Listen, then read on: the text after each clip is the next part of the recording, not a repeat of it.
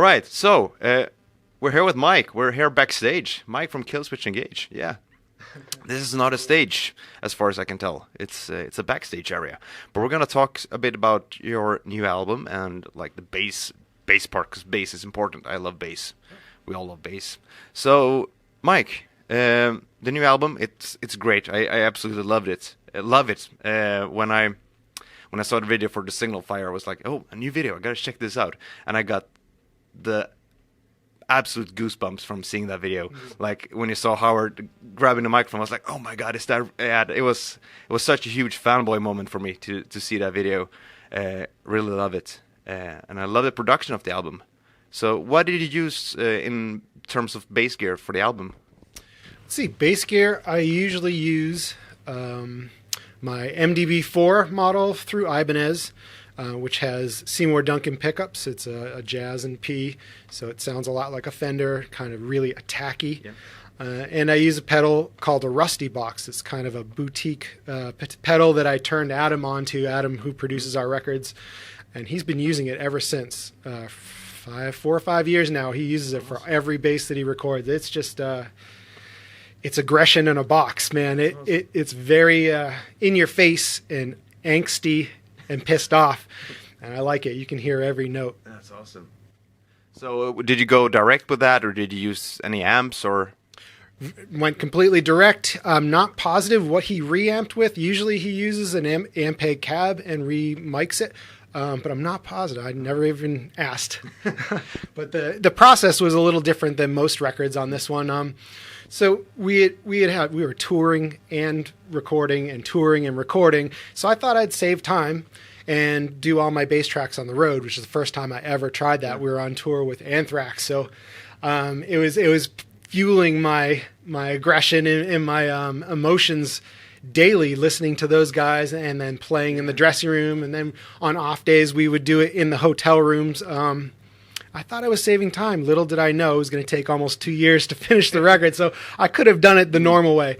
And unfortunately, because of the different places I was recording, some of my pick attack isn't as strong, so it took a little bit more mixing than usual to get everything consistent, unfortunately. Yeah. But probably never do that again. But it was a cool experience anyways. Yeah, exactly. Something different. And I really love that you can actually hear the bass on this album. Like, it's very present in the mix. You can really tell what the notes are and hear your tone in a different way. I've been a fan of yours since As Daylight Dies. I remember seeing the Arms of Sorrow video. I was like, what the hell is this? This is great. I really, really dig your music and your riffs and everything. And I was pleasantly surprised by the mix here on this album. It's really great. He did a great job, and I got to check out that small box that he used. Rusty Box. The Rusty Box. Is it Technographic? Okay. Technographic, I believe, or Technotronic. One of those two. I think they're based out of the Northeast in the United States, and I had seen someone use it live, and I couldn't believe the tone that they were getting, and I asked them about it, and immediately bought one, and then I bought another 4 to use in my rig and to use it at home recording and stuff like that. I love that thing. That's awesome. I gotta check it out. Is it like a clean? Can you blend in some clean tone? Or so it's all about blending. It's a lot like the Sheehan pedal, which I love. That's my new favorite toy. Is the Sheehan. I'm using the Sheehan 3 now, but I've been using the 1 forever, and I love that you can dial the bass back in and not have that grittiness that's flat. Yeah, exactly. It really is a wide pedal that has so much versatility. I can't even get over how many things. I haven't even used a quarter of the amount that it can do, but I love it. Yeah, the blue one is. Yeah, I really love how you can shape your tone with it, like with the phase inversion and the low high. Yeah, they really went up a notch with that one. Like the orange one was really great, but this one was like even more hi-fi almost. It's crazy. So, are you using any of the EBS pedals live today, or are you? So, I use a Kemper. Everywhere now. It's just better consistency. We use in-ears, and I don't need a cab. So I profiled a Reedmar 750 and the Billy Sheehan 1 pedal and the Proline EBS cabs, the 410s. And I have the exact tone that I would have normally at home, which is what I usually do use. I'm in another band called Death Ray Vision. We play a lot of local shows and fun stuff like that. And that's the gear that I bring, is that exact thing I just told you about. And it sounds great. It sounds exactly like home. Everywhere we go, you don't have to worry about mic placement and consistency. Yeah, exactly. That's one of the benefits of digital gear these days. Like how did you experience the switch to like going digital? Were you like reluctant at first going digital? I mean, everyone's always reluctant. I think digital is finally caught up with what everyone is doing these days anyway with tone. I couldn't get over how great the Kempers sound, and you can use it for bass or guitar. What the heck? Yeah, it's an all-in-one machine, and I've tried other digital heads, and I just have never liked them. And right away, I knew that this thing was for me. In the in-ears, it sounds aggressive. Yeah, I can imagine. So, who turned you on to Kemper? I know that Adam and your fellow string benders, that they've been using Kemper for quite a while, right? They started it off, and they said I should give it a try, and right away I loved it. Yeah, like the consistency is. I totally get where you're coming from with that. I've turned to digital myself, and like that the fact you can just dial in those like small sweet spots, like adding some low cut and whatnot, it's awesome. And also on the fly too. You know, if there's just a little bit you need to tweak here and there on your profile, you can do it right away. The one drawback to it, and there is only one that I know of, is if it gets unplugged or if it shuts down, you have 40 seconds before it comes back up, which is half a song. Yeah. So I have a real Reedmar usually in the rack, ready to go, just in case something goes down. But it really hasn't. No. It did once, and I learned from that experience. But I can't recommend it more. Just fly in dates or coming here, just anywhere you go. Consistency. Exactly. So what you got going here? It's what do you say? It was a Neve. Yeah, it's I don't remember the model. The RNDI. All right. Active transformer one. Yeah. And we're getting we're taking it just an unaffected, clean signal. Yeah. Just from the bass, bypassing all of the tonal qualities. And it's just getting direct to that, and he just kind of blends it in for some clean bass. Yeah. He can put effects on it, and then the other channel that we have is just the tone that we did for this tour. This is it, the Reedmar 750. Yeah. The Billy Sheehan one. Yeah. In front of it with a 412. That's awesome. Pro line cab. Yeah, and in pedal. Sorry. Yeah, and then in pedal. Just a tuner. Yeah, just a tuner. Are all the guys using the same one? No, for this tour, most people are using the onboard Kemper tuner, but this is just what we're normal. It registers like really quickly and well. Yeah. I'm a bit more used to this. Yeah, as far as bass goes, you know, tuner pedals can be a little bit wacky. They can't register. Some of them don't register as fast as I'd like them. No. I just feel more comfortable with this rather than the Kemper tuner. So just use what you're comfortable with. Yeah, exactly. Yeah, it sounded great out. Is this the one that you can use as a reamp box as well, right? No? I think, I'm not really sure. Okay. Our Alex, our front of house guy, just brought it out for this one. He just got it and he wanted to give it a go. All right. He's stoked on it so far, but I don't know too much other than we're just using it for a clean, unaffected, like natural tone that he can like kind of work with and scoop and boost whatever he wants for the low end out front, you know? Sounded great. So, how did you get started playing the bass? I gotta ask that important question. Well, originally I was a graphic designer that did a lot of stuff for my friends. I would do posters and 7-inch covers and stickers for all my buddies. In high school, I was in a graphic arts program, which is all printing presses and stuff like that. So I'd sneak projects on whenever the teachers weren't looking. And then I said to myself, why am I not having as much fun as all my friends? I mean, I would be in the mosh pit moshing to them, but I wanted to kind of experience what they were doing, giving the music to the people rather than just listening to it. So I had a friend that was selling a guitar and a friend that was selling a bass. I tried both. I really liked the guitar, but I could afford the bass. And it's like 2 less strings to learn. And if you're a beginner, 2 less strings is a lot of strings. So went for bass, and I haven't looked back. That was when I was 15 and I am 46. So, Long time. yeah, but still a short time compared to like Billy. He's been playing for 50 years now. Wow. I mean, that guy knows what he's doing for Yeah. sure. I'm not even going to put myself in the same category, but Billy, you make some great pedals. He sure does. He sure does. So you're a pick player, right? Like 100% pick. Yeah. Started with the pick. You have to learn fingers in case you drop the pick. I'm just not as consistent and as fast with the fingers, so I just use what sounds the best. Yeah. Picks. And also you can get kind of an attack with the pick that I personally can't get with my fingers.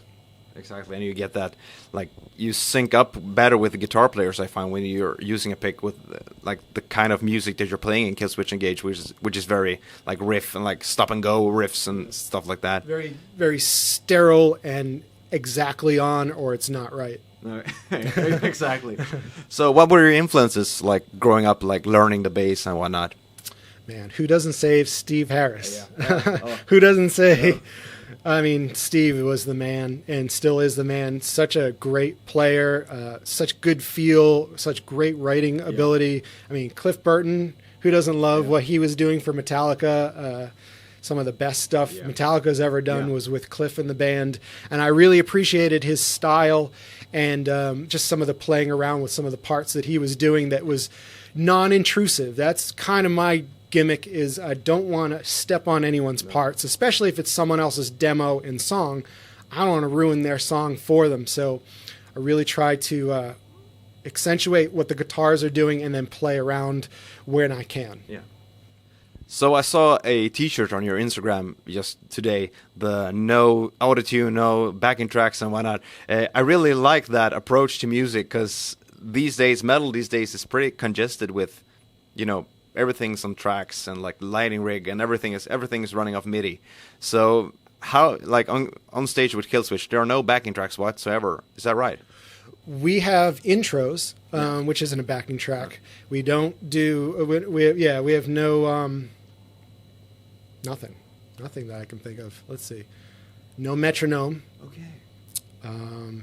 It's just set up and play. It's All like right. 5 guys that rolled off the street, got up on stage, and can play anywhere at any time without any help at all, or missing members, or instruments that aren't on stage. To me, it's cheating. I mean, it works for a lot of bands. That's cool. If you want to go to a show, you're going to hear the record. Yeah. And if that's what you want to hear, then that's cool. If you want to hear a live band that may screw up, that may play something a little different, that's going to be us. We are an actual band. Yeah, I really appreciate that in these modern days that we're in, with like everything running off a computer. With like, and there is a benefit to that as well. I mean, but so your drummer doesn't use like a click track even. Oh, that's no click track. We tried it once or twice and it was going okay, but we just like the feeling of his feeling. So we don't want to stifle that. Occasionally, if I know he practices to a click, that's why he can be so consistent. But yeah, that's really refreshing to hear. I have to say. So and I'm not saying it's bad either. I mean, you leave a show where that digital stuff and DAT tapes are going on, and the fans love it. They're like, "Wow, that band sounds amazing." Yeah, of course they do, because they're not actually playing. No. I totally get where you're coming from, and I really appreciate that live sensation that you get, because that's the reason why you go see someone live. Play off the crowd. If the crowd's going nuts and loving certain parts, it's just there's nothing more exciting than just actually playing it. Yeah, and you're moshing pretty hard on stage. Like I heard from our mutual friend Ralf that you're Ralf. I love that guy. He's great. He told me about your past in the hardcore scene and like your relationship with hardcore music. Like, do you apply a lot of that energy when you're even with Killswitch Engage on stage?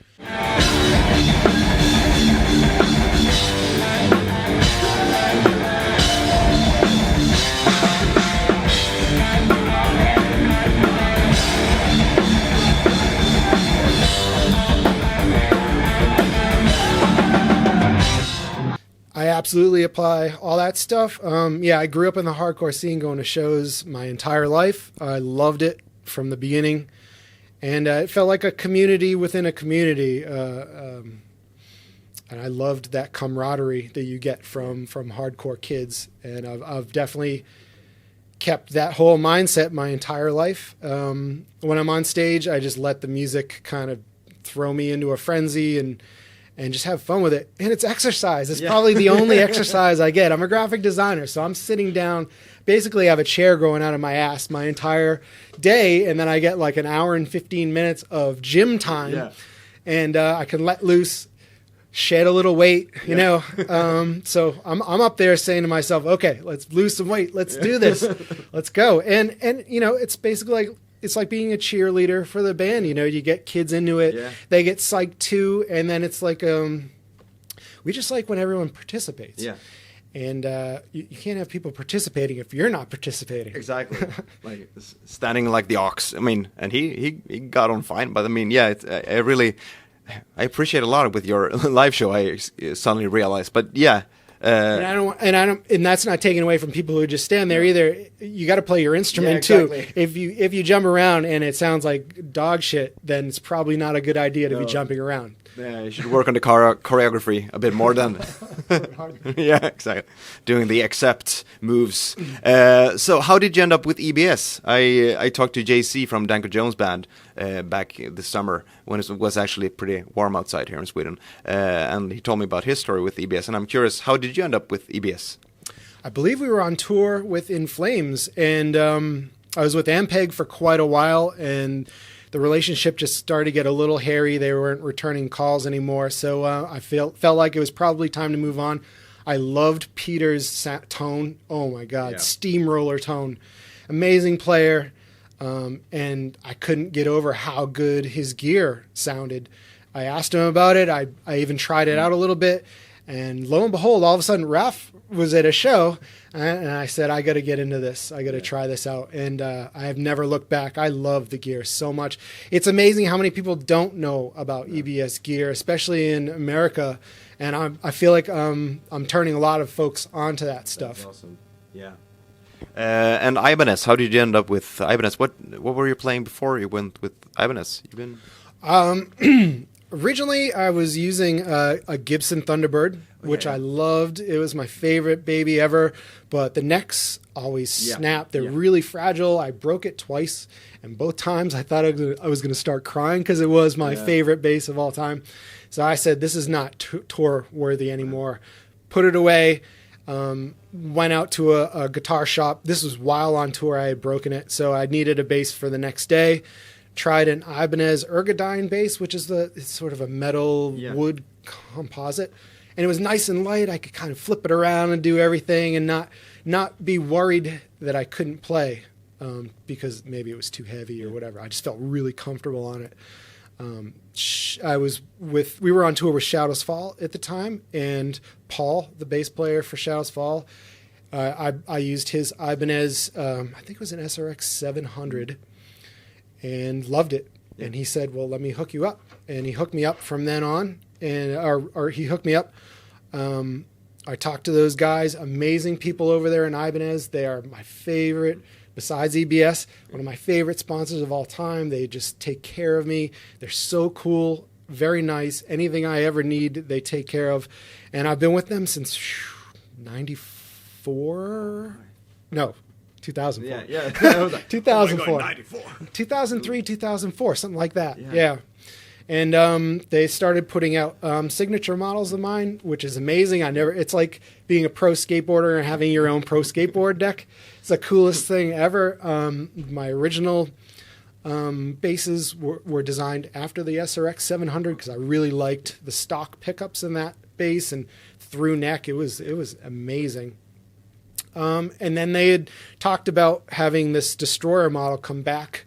They were taking it out of the mothballs, and they asked me, this is kind of more your style looking. Would you like to check it out?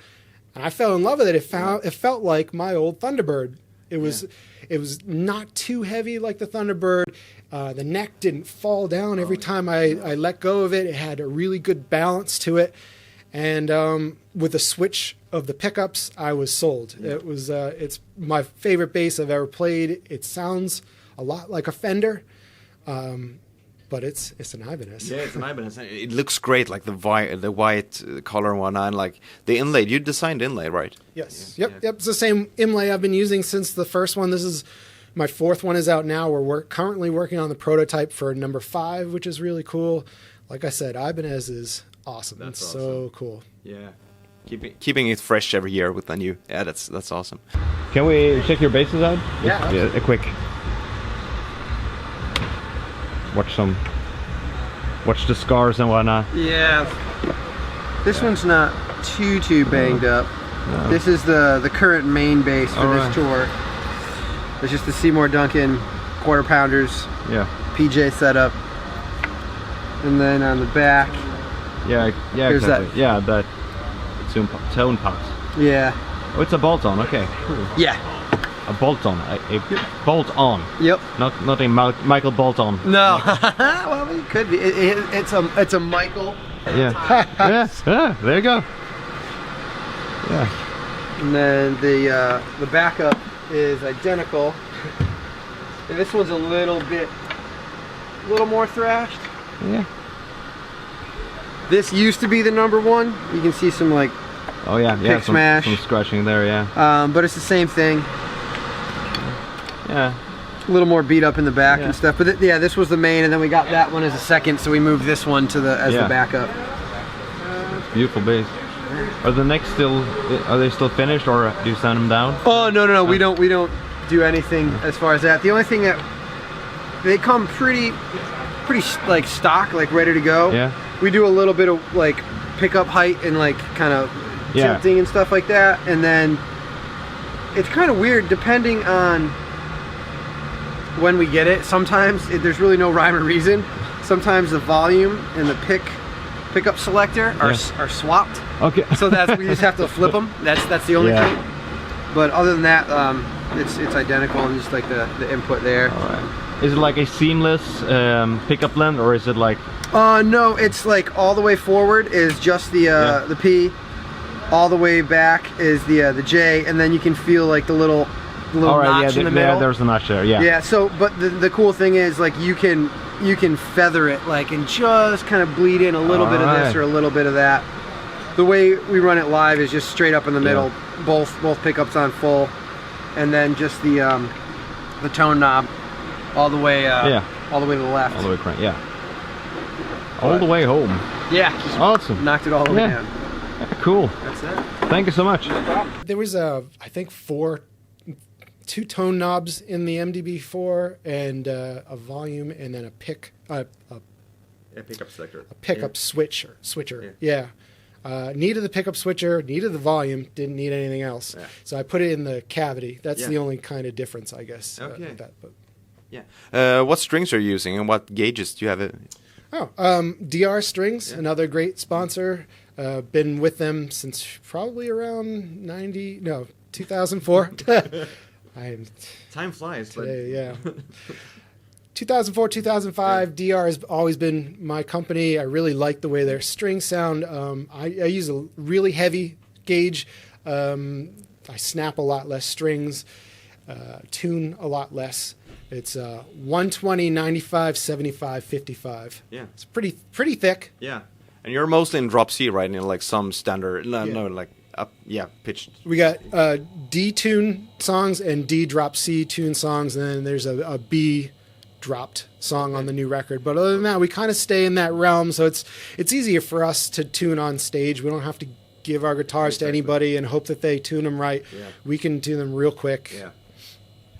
So the new album, how did the writing process go? I mean, you said it took about 2 years to record everything. Do you write it as a band, or is it like someone brings in a complete song, or how do you approach it? We all write demos in our home studios. I use Logic, and I just plug straight in and get really good tones out of that. Everyone writes on their own. We bring all the demos to practice. We have a demo listening party, and we talk about parts. Then at the same time, we move it to the Pro Tools rig, and if there's parts that need to be rewritten or we want to cut up songs, we do it right there with everyone there. We all talk about the parts and what needs to happen. It's more of a streamlined way than I usually write, but I like it a lot. But at the same time, this new record, we had 21 or 22 songs done, and we just had to say, okay, stop writing. That's it. We got to just cool it. But everyone was just excited and really into the process of writing.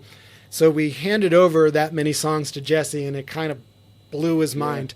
And that's like kind of the reason why it took a little bit longer to get the songs completely recorded. I know we didn't actually make it to 21 or 22. I think we made it to 17, which is still a lot, but it was great. This is the first record where we actually could choose what is going to be on the record and what we can maybe save for later, or try to figure out what we're going to use the other songs for. And I think in that respect, I could see us doing it again that way. I think it helped the record a lot, and it was cool to be able to take a bunch of songs, say, we like these, give them the record label and say, what do you guys think? How are you feeling? Oh, maybe you want to switch this one and that one? Okay, cool. Let's have everyone be partners instead of butting heads. Exactly. And let's have a record that everyone's cool with. Yeah. It's a very fresh sounding record. Like there are some guitar solos there. I can't speak properly. It's my Swedish coming through. There are some guitar solos. There's a blast beat that was like, I was really blown away by like the arranging and like the songwriting, and it felt really fresh. And you did a great job, and you kept it under 40 minutes. That's like that's a good standard to keep. I think like keep it to the LP, like two-sided. Everyone always brings up Rain and Blood and how fast and quick and it just punches you in the face and you want to listen to it again. So we always try to write shorter songs, memorable songs, and try to keep it 11. We usually did 12, and we're just like, we don't need 12. 11 is cool. Let's cut it off here, and if people want to listen to it again, they can. Yeah. And you got some guests. You got Chuck from Testament, and you got your old singer Howard there as well. Like I mentioned in the beginning, like I really got goosebumps when I saw the video. It was I watched it with a friend of mine from the US. He was over with his girlfriend, and we were sitting there like, let's go upstairs and watch this video. And we were like, oh my God, this is really happening. So how did that process come about, like getting Howard? Was he into it like that, or did you have to convince him? I remember I had finished recording some everything except for like 3 songs. And then and the tour was over, and Adam made plans with me to come to my house and finish the recordings. And the last 3 songs, Signal Fire was one of them, because it is a blazer. Yeah. And I wanted to keep that till the end so I could really concentrate on it and really learn it for when I needed to record it. And he brought it to me with Howard already on there. And I wasn't, you look at 21, 22 songs, you never know what is going to make it to the record. And I really didn't think that song was going to make it. I don't know why. Maybe it was too much of a ripper. And then I heard Howard's vocals, and I said, fuck, I guess this one's going to be on the record. And it was a seamless process. Howard is a really good friend of ours. He always has been. He happened to go through some rough times. Things weren't working out. He's in a great spot now. He looks amazing. His new band is awesome. We saw him on tour a couple of times before the video, and it was like old times. Then we got to the video, and it was just like he never left the band. We're all high-fiving and making jokes about stuff that happened like 10 years ago, and it felt awesome. And I hopefully you can see that in the video. You really can. It's like a bunch of friends having fun, like in a rehearsal room. It's wonderful to see, and I got to give credit to Jesse as well. Like his vocals are amazing on this album. Cool. He really like stepped up a notch as well. Like it's crazy how good he sings on this album. Oh, awesome. Well, thank you very much. I got to tell him himself. Like I told your bass player that you sung very well on this album. Well, the thing, a lot of bands will crowbar in special guests. We never do that. I mean, we've had Phil from All That Remains. We actually had Jesse on a couple of records when Howard was singing. Now that Jesse is singing, we had Howard come on and do guest vocals. We don't we never up until this point really even advertised any of that stuff. It was just we just had friends that we knew we could go to and get good performances from. When we finished Crownless King, Joel had said, "Wow, this sounds like Chuck Billy could be singing here." Oh, yeah. And thankfully, Brian, the head of Metal Blade, knows those guys really well. And he's like, "Oh, I could get Chuck if you guys really want him." We're like, "Yes, book him. Yeah. If we can get it, we would be so psyched." So it wasn't like we said, "How can we sell some records?" Oh, we'll put Chuck Billy on there. Although it's not a bad thing. Man, he knocked it out of the park. He really did. So stoked. I mean, that was one of the last things that actually happened. I remember the song was finished as far as Jesse was concerned. He had sung all the vocals, and it sounded cool. And maybe or maybe not, it was going to make it to the record. But then when Chuck went on there, everyone's like, "Okay, this is, no matter what, this will be on the record." Yeah.